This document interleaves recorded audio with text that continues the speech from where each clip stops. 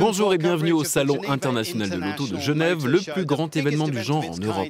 Descendons voir quelles sont les dernières nouveautés. L'ambiance est électrique cette année à Genève. Et les voitures qui attirent tous les regards, ce sont les modèles d'hypercars dotés de moteurs électriques, comme la Concept 2 du constructeur croate Rimac. Ses caractéristiques, une vitesse de pointe de 412 km/h et puis une accélération incroyable. On passe de 0 à 100 en seulement 1 seconde 97. La mode de l'électrique touche tous les constructeurs. Morgan, une marque qui fait partie du patrimoine britannique, a présenté ceci, un véhicule électrique à 3 roues baptisé EV3. Il n'y a pas plus traditionnel que Morgan. Or, vous créez un véhicule électrique. Comment l'expliquer? Oui, c'est exact. Aucune entreprise, en particulier dans le monde de l'automobile, ne peut ignorer cette électrification. Cette tendance touche le monde entier. Il est évident que nous devons penser à notre impact environnemental. Morgan doit en tenir compte. Les principaux constructeurs avancent dans la même direction, illustration avec Jaguar qui devient le premier à sortir un SUV entièrement électrique. Son modèle I-Pace concurrencera la Model X de Tesla. D'après ses concepteurs, l'absence de moteur traditionnel est synonyme de gain de place pour les passagers. Les batteries sont en bas, le modèle a des moteurs électriques à l'avant et à l'arrière, un système de transmission concentrique, 4 roues motrices, un onduleur, un chargeur.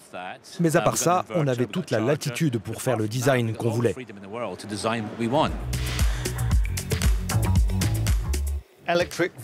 Si les véhicules électriques ont le vent en poupe cette année, l'autre phénomène observable, c'est ce genre de concept car durable où l'on peut voyager ensemble et qui se conduisent toutes seules. Ce véhicule autonome d'un nouveau genre, de Renault, est conçu pour se frayer un chemin dans les bouchons. Le EasyGo de Renault, c'est notre vision de la mobilité urbaine de demain. C'est un service, un véhicule partagé, un véhicule que l'on ne possède plus, sans chauffeur, sans volant et qui peut se déplacer dans la ville grâce à une application. Mais au salon, une autre question était dans toutes les têtes après une série de scandales sur les émissions polluantes des véhicules diesel. Quel est l'avenir de cette motorisation?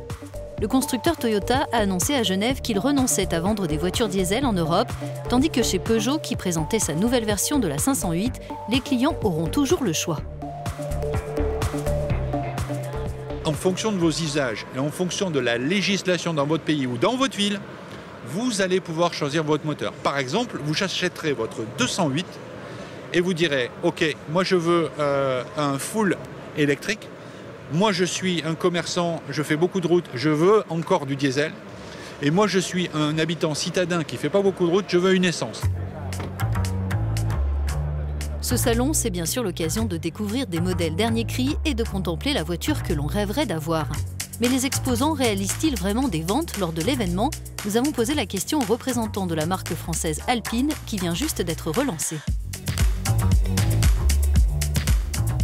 On vend des véhicules ici, en effet, et encore une fois, Genève, ici, il y a beaucoup de clients.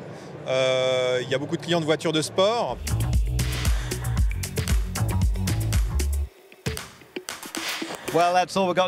C'est la fin de notre visite ici à Genève. Que vous aimiez les voitures sportives et performantes ou les véhicules qui vous emmènent tout seul à destination, vous trouverez certainement votre bonheur ici.